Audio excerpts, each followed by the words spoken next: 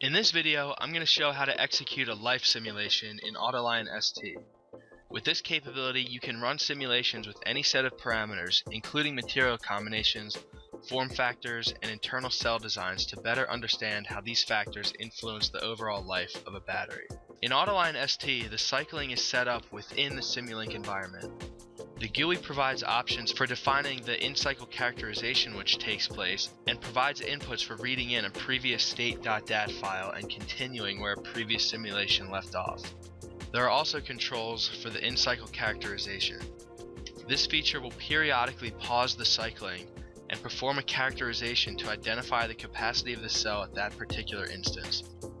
In this example, we'll use a characterization frequency of 250 and we'll use a 1C characterization discharge current, which is about 4.4 amps. Once this is set up, we can come down to the degradation node where we'll turn on the aging mechanisms for the cell during the simulation. As you can see, there are nodes for the film growth and active material isolation of both positive and negative electrodes, each of which has an option to be turned on or off. In this example, we'll turn everything on, and you can further see that for each option, we have the option to modify the various parameters which contribute to film growth and material isolation, respectively.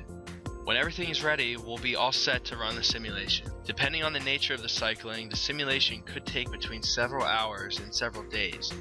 If the simulation might be on the longer side, it may be beneficial to set the output frequency to 0. This will speed up the simulation by only writing output data to the state.dat file and the decap file if any in-cycle characterization is completed. In this example, we'll use a simple charge-discharge protocol to degrade the cell during the simulation.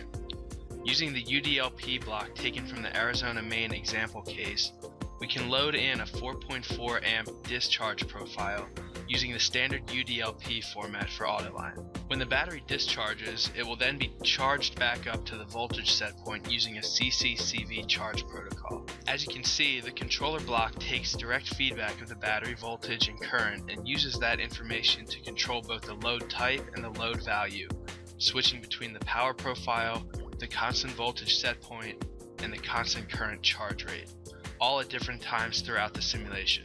With this setup, users can input any type of load profile via the UDLP block with any CCCV configuration. Here, we'll set the CCCV to be a 1C charge up to 3.6 volts, with a lower current cutoff of 0.1C.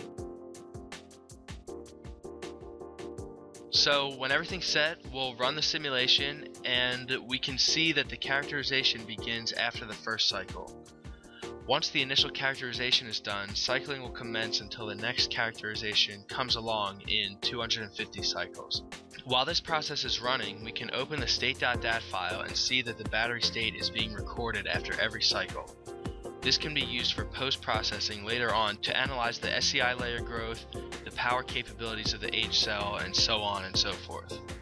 In another video, we'll take a more detailed look at the options for post-processing and how you can get the most out of each simulation. Thanks for watching.